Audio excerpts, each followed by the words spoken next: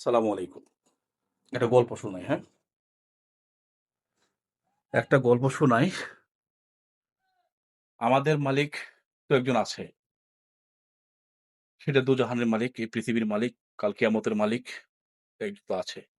কিন্তু দুনিয়াতে আমাদের একজন মালিক খুব প্রয়োজন। মালিক ছাড়া কখনো কেউ ঠিক থাকতে পারে না বা কেউ চলতেও পারে না। এখন সেই মালিকটা কে?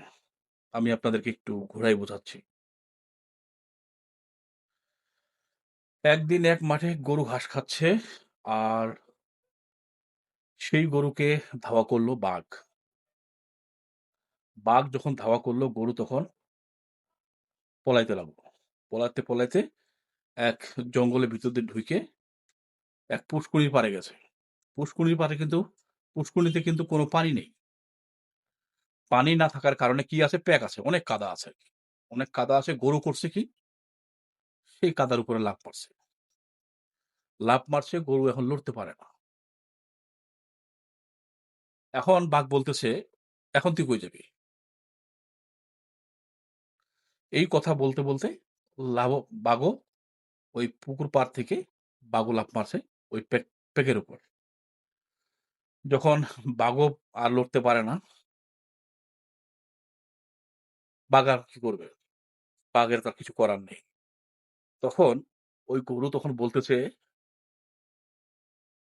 যে, "দেখ, তোর এখানে জিন্দেগি শেষ হবে, তুই এখান থেকে উঠতে পারবি না। আর আমি এখান থেকে চলে যাব। হয়তো এখন না যেতে পারলেও সন্ধ্যার আগে পরে আমি এখান থেকে চলে যাব। আমাকে নিয়ে যাবে আমার মালিক। তোর মালিক কে?" যেই কথা সেই কাজ। সন্ধ্যা লাগলো। মালিক গরু খুঁজতে বেরিয়ে গেছেন। গরু খুঁজতে আইসা দেখে সেই জঙ্গল পাড় দিয়ে খুঁজতে যখন নাকি গরুর কানে মালিকের ডাক যায়, তখন গরু হাম্বা করে ডাক দিয়ে তখন মালিকের কানে সেই ডাক পৌঁছানোর পরে মালিক তখন এসে দেখে যে পুকুরে আমার গরু প্যাকের ভিতরে আটকে গেছে। তখন গরু বলল যে, "দেখ, আমার মালিক ঠিকই আমাকে খুঁজতে বেরিয়ে গেছে। কিন্তু তোর কোনো মালিকও নেই, তোর খোঁজারও কেউ নেই।"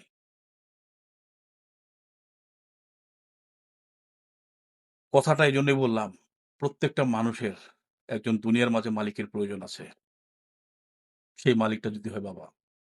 কিন্তু আমরা কি সেই বাবাকে সেই সম্মানটা দেই? সন্তান যদি কোথাও থেকে রাত রাত করে দেরি করে ফিরে, তখন দেখবেন বাবা ফোন দেয় যে, "বাবা তুমি কোথায় আছো?" আমরা আমরা ফোন রিসিভ করে কি জবাব দেই? "হ্যাঁ, আমি আছি। আমি আসতেছি।" কিন্তু বাপ তো তা পারে না। বাপ কখনো তা পারে না। তাহলে বুঝুন পৃথিবীতে মালিকের কত প্রয়োজন। আর সেই বাপ নামে বটগাছটা কেন এত প্রয়োজন? যদি বুঝেন তাহলে ভালো। আর যদি না বুঝেন তাহলে ওই যে ডায়লগ একটা, "বাজান তুমি কি রাগ করলা?" এর বেশি কিছু নেই। ভালো থাকবেন, পাশে থাকবেন।